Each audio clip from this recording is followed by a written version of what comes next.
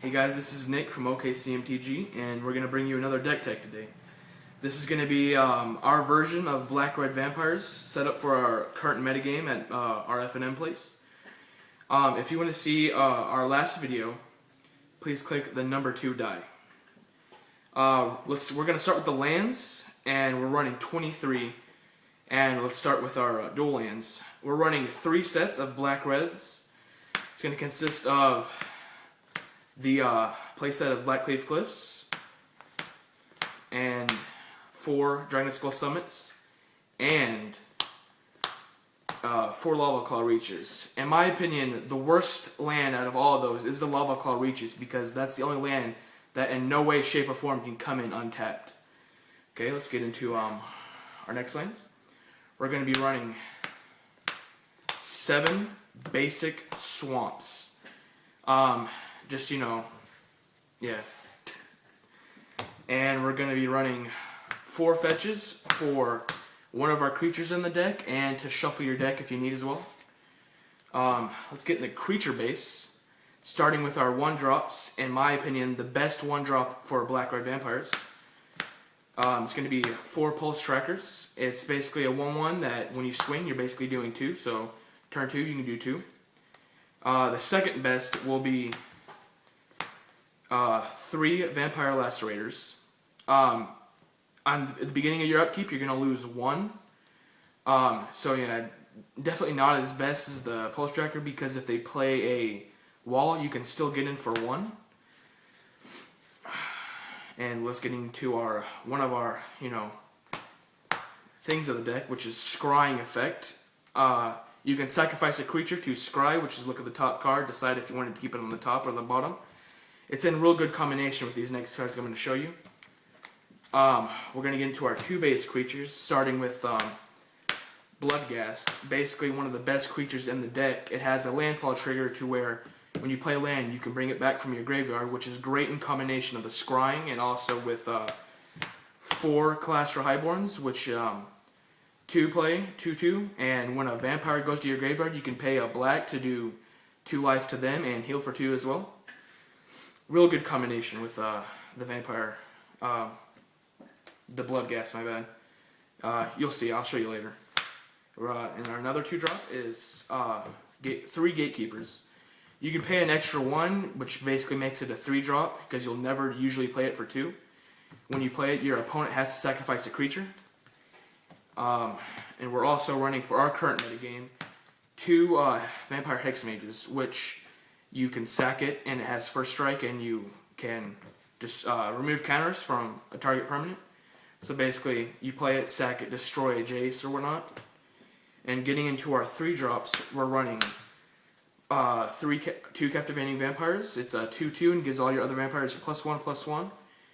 And if you're not getting board wiped at all, and they're not giving you any type of board wipe, you can tap 5 vampires to gain control of one of their creatures. So, and for example, you can take control of a Wormcoil Engine, Inferno Titan, and swing from game from there.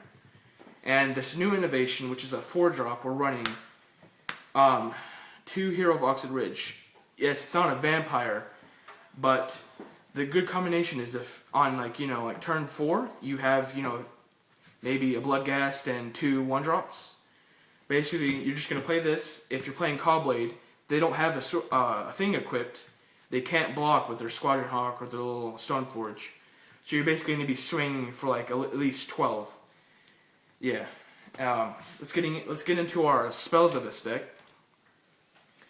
The general card for any red deck, obviously a playset of Lightning Bolts. And for our place, we're running 1 Art Trail for Weenies, and another in a Staggershock. The one reason I like Staggershock is because in late games, it's just another damage. It's just like an upgraded Art Trail with another damage, and that's why I like that one. Let's get into some of our removal. It's going to be 2 Doomblades. The interchangeable thing at our place is we have a lot of artifacts, so Go for the Throat's kind of useless. But if you're making this deck at home, you can switch this for Go for the Throat for your current standard. And for card advantage, we're running 2 Dark Tutelage.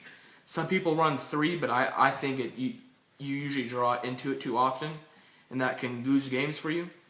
But since all the creatures are usually like around one spell, you'll be losing your hand too often. Let's get into the sideboard, guys. We're going to be running one more art trail for, weenie decks. And from the new Phyrexia set, we're running an Evil Presence, which I need 2 other. So if you have those, go to my trade binder video and we can set up a trade. But it's basically a 1-drop and you enchant a land and it is a swamp. So basically if you're playing like any type of deck that is required on a single mana, this card is absolutely outstanding. Especially against Valakut, if they don't side in, they'll like freaking acidic slime that destroys, like a certain thing. You'll play that in Valakut, and they can't get rid of it. So that's a win for you. Going on to some massive creatures. 2 Demon of Deathscape. There's a good combo with this, which I'll show you later with another sideboard card, which I've done before. But the thing is against control, you'll side these in, probably take out like a creature or some art trail. It's basically you'll pay 6 life and 3 creatures to summon this instead of paying its mana cost, because you're never going to pay 9 freaking mana to play a 9/9 flying trample. Getting on, we're running 2 Mark of Mutinies for Valakut. There's a really good combo if you have room for Teetering Peaks, I think that's what it's called. It's a land that comes in and gives you +2. And basically you Mark of Mutiny the Titan, you swing, you get your 2 Teetering Peaks and swing for 10.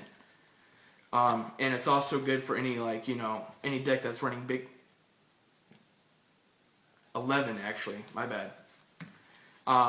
With this, it's just good against any deck. Any deck with creatures. You can take their Worm Coil. It's basically just an all-around good card. But the one bad thing about this card is it's giving a +1/+1. So if you can't use your Seer or anything to sacrifice it, you're just getting a +1/+1.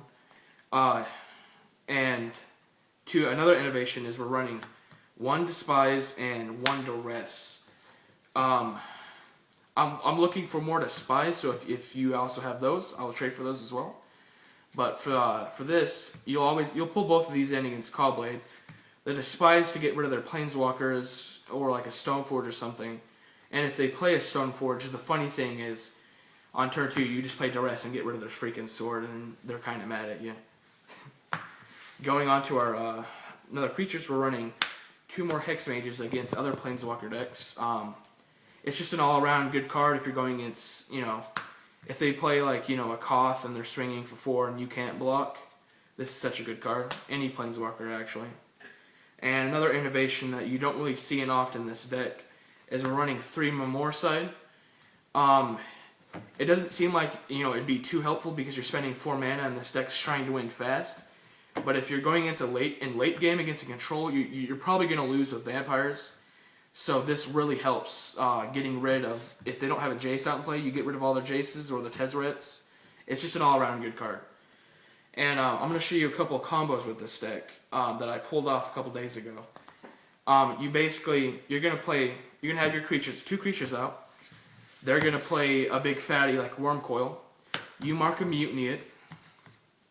And you swing the thing, you gain 6 life, and you sack it for Demon.